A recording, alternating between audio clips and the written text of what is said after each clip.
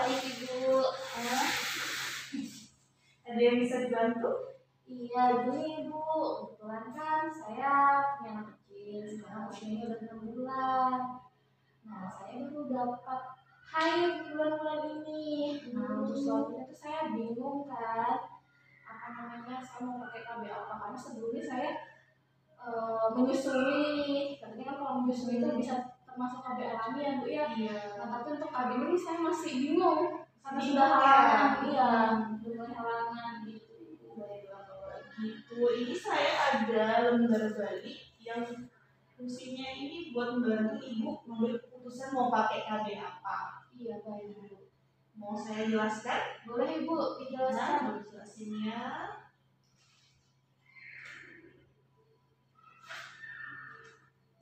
Selamat datang di Albantu pengambilan keputusan ber-KB.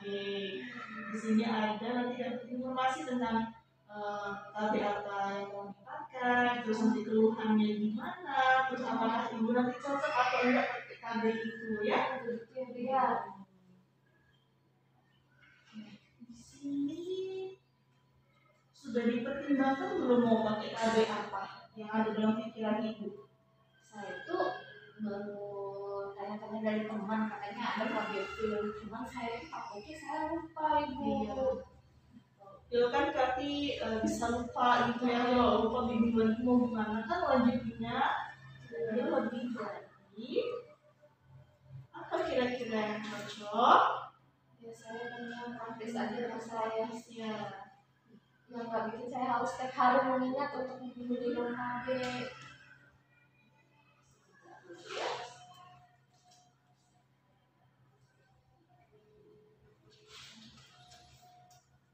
Jenis-jenis KB itu ada KB yang jangka pendek sama jangka panjang. Kalau yang jangka panjang ini ada beberapa. Yang pertama AKDR atau yang biasa disebut dengan IUD. Itu penggunaannya 5-8 tahun. Terus ada implan atau biasa itu disebut dengan susu, itu sekitar 5 tahun. Ya, yang jangka pendek ada suntik 3 bulan, suntik 1 bulan, sama pil KB. Saya jelaskan dulu apa itu yang IUD ya. IUD ini merupakan alat yang dipasang di dalam rahim. Jadi nanti masanya itu pas ibu tumbuh haid baru dipasangnya pakai apa? Alatnya seperti apa ya? Alatnya itu bentuknya seperti cocok bebek. Nanti dimasukkan ke dalam vagina, habis itu dibuka baru dimasukin deh bentuknya apa namanya IUD-nya. Untuk IUD-nya bentuknya ini ya seperti ini, bentuk cover T. Ada sebenarnya beberapa macam, cuman yang biasa kami sediakan di sini tuh IUD cover T. Terus tapi dia ada efek samping. Efek sampingnya yaitu biasanya pada 6 bulan pertama kram. Terus flek-flek beberapa minggu pada pemakaian awal, habis itu haid menjadi lebih lama, ada bercak-bercak di antara masa haid pertama sama haid keduanya. Terus yang paling sering pasti kram itu, pasti itu selalu ada.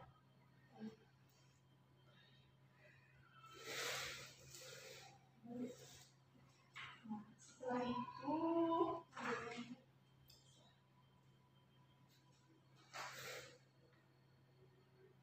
biasanya kalau kita mau pasang IUD, kita harus periksa tanggulnya gimana, bagus atau enggak. Terus vaginanya ada apa namanya, ada kerusakan, ada lesi atau ada cacat di vagina, gitu kan, atau ada penyakit menular seksual.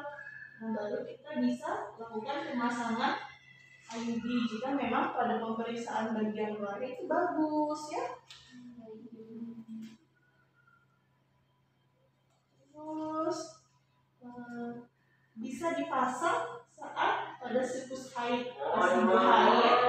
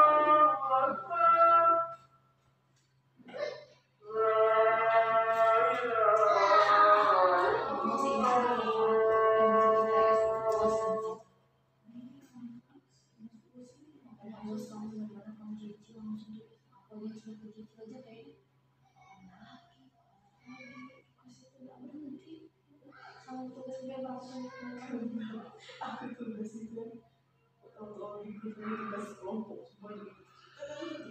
Habis ada lagi yang habis wah sudah tugasnya.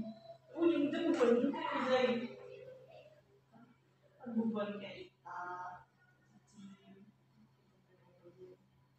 untuk individu belum terlalu sih. Ibu bisa pasang IUD ini mulai saat haid itu di antara haid pertama sampai haid kelima. Terus bisa juga dipasang 48 jam setelah melahirkan. Jadi kalau mau pasang IUD itu bu haid dulu ya. Terus apa sih yang perlu diingat kalau mau pasang IUD? Yang pertama, kapan kita mau melepas?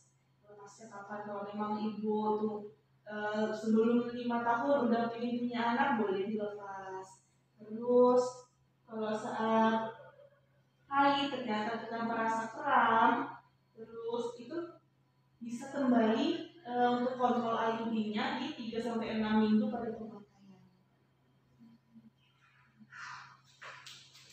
Terus yang kedua ada pil. Ini yang biasa harus kita minum selama setiap hari, mulai dari pil pertama sampai ke pil terakhir sini.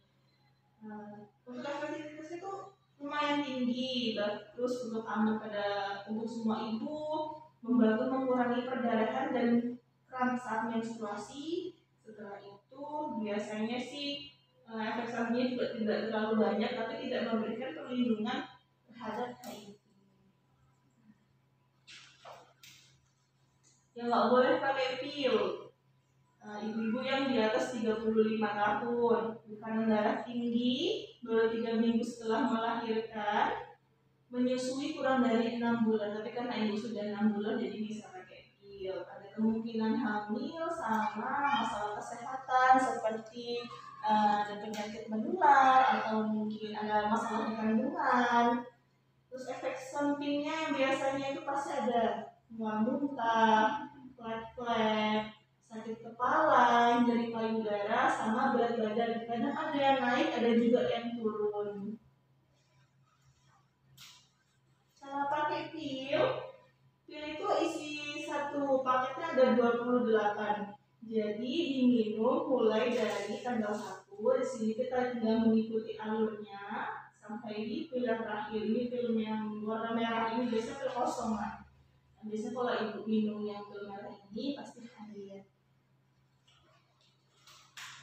Lalu jika minum pil kalau seumpama kita lupa minum pil langsung minum hari itu juga, jadi nggak boleh ditunda. Terus jika minum pilnya itu lupa 2 pil nih, berarti 2 malam nggak minum, berarti langsung minum dua pilnya yang kemarin lupa. Sama kalau mau berhubungan pakai kondom, jadi biar aman. Karena jangan lupa ya. Soalnya kalau lupa berarti hormonnya lagi lebih naik lagi, nggak bagus lagi. Kemungkinan untuk hamilnya jadi lebih besar. Terus bisa dimulai dari kapan saja dalam siklus haid selama yakin kalau ibu ini nggak hamil. Jadi kalau mau mulai dari sekarang boleh. Cuma kan tadi ibu bilang kalau pil itu takut lupa ya. Jadi sekarang ada suntik 3 bulan. Suntik 3 bulan ini setelah 3 bulan sekali suntik. Terus bisa berhenti kapan saja. Terus aman bagi semua perempuan. Dan biasa juga merubah siklus haid. Dan tidak melindungi dari penyakit menular maupun HIV. Siapa aja sih yang boleh? Yang pertama, yang tidak boleh ya, tidak boleh di sini yang memiliki darah tinggi, sedang menyusui kurang dari 6 minggu, hamil maupun memiliki masalah kesehatan seperti yang tadi ada masalah di kandungan maupun ada penyakit penyerta lainnya. Terus kapan bisa mendapatkan suntik 3 bulan? Suntik 3 bulan ini bisa kita kasihkan jika ibu memang tidak hamil. Mulai sekarang juga ibu bisa pakai suntik 3 bulan. Terus suntikannya ini kita berikan di bokong bagian belakang. Terus dan kita akan kasih jadwal kunjungan di 3 bulan setelahnya. Dan nanti ibu setelah selesai suntikan, nanti kita kasih jadwalnya, namanya kartu kunjungan. Di situ nanti ada tanggalnya, jadi ibu tinggal lihat 3 bulan ke depan tanggal sekian saya harus suntik ulang. Jadi setelah saat tanggal itu ibu kembali lagi untuk suntik ulang. Yang ketiga ada suntik bulanan. Suntik bulanan ini suntik yang diberikan setiap 1 bulan sekali. Efektivitasnya juga lumayan bagus. Kapan kita bisa mulainya itu bisa kapan saja, berhentinya juga kapan saja, aman bagi semua ibu. Dan pada pemakaiannya ada beberapa yang mengalami efek samping. Baik ibu ini yang tidak bisa pakai suntik bulanan, itu ciri-cirinya sama seperti yang tadi. Di atas 35 tahun, punya tekanan darah tinggi, baru melahirkan sekitar 3 minggu yang lalu, sedang menyusui kurang dari 6 bulan, ada kemungkinan hamil sama gangguan kesehatan. Suntik KB 1 bulan ini juga sama, dia seperti suntik KB yang 3 bulan. Setiap bulannya juga nanti ibu diberikan kunjungan, nanti akan diberitahu tanggal sekian ibu harus kembali untuk melakukan suntik ulang. Setelah itu ada yang namanya alat kontrasepsi bawah kulit atau yang biasa disebut dengan susuk. Susuk ini itu ada beberapa, ada yang pakai 1, ada 2, dan juga yang 6. Nanti dipasangnya itu di bawah kulit lengan atas sebelah sini ya. Itu dipasang menggunakan alat bantu. Nanti pada tangan lengan sini diberikan sayangan sedikit baru dimasukkan. Tapi nanti itu dibius nggak itu? Ada, pasti dibius. Kalau nggak dibius terus efektivitasnya selama 3-5 tahun. Untuk 3 tahun itu untuk kapsulnya yang 1-2. Kalau untuk yang mau pakai 5 tahun berarti harus pakai 6 kapsul. Terus bisa berhenti kapan saja dan mudah dikeluarkan kapan saja kalau ibu mau berhenti. Yang tidak bisa pakai susuk itu menyusui kurang dari 6 minggu, kemungkinan hamil dan gangguan kesehatan. Jadi untuk ibu yang tekanan darah tinggi itu masih bisa diperbolehkan untuk pakai susuk, cuma kurang direkomendasikan untuk sekarang ya. Kemungkinan efek sampingnya yang umum nih ada bercak haid ringan. Biasanya kalau haid itu kita bercak-bercak atau ada darah di atau bercak-bercak di antara 2 haid. Terus haid jadi tidak teratur, sama kadang-kadang ada juga yang nggak haid tapi itu jarang. Jadi semuanya haid.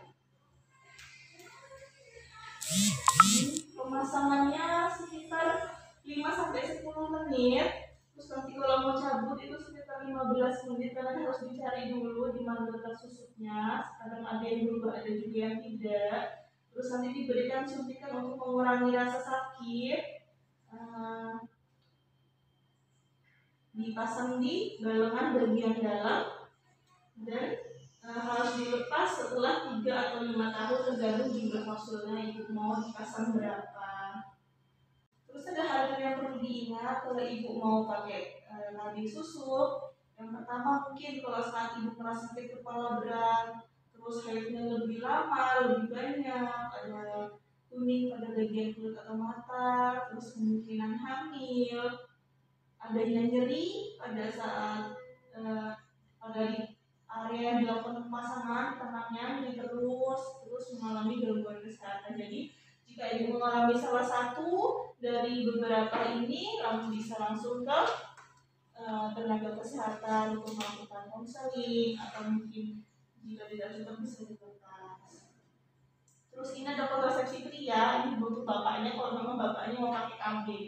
Tapi kan karena ibu masih muda dan suaminya juga masih muda, jadi tidak untuk disarankannya.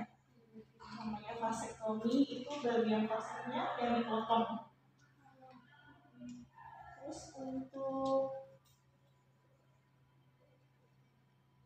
pada perempuan juga ada namanya tubektomi, dan ini kontrasepsinya kontrasepsi mantap sekali. Ini biasanya disarankan untuk perempuan yang usianya sudah 40 tahun ke atas dan anaknya sudah lebih dari 3. Jadi kemungkinan hamil juga tidak ada ya. Terus di sini ada KB sederhana namanya kondom. Ibu sudah tahu kondom? Tahu.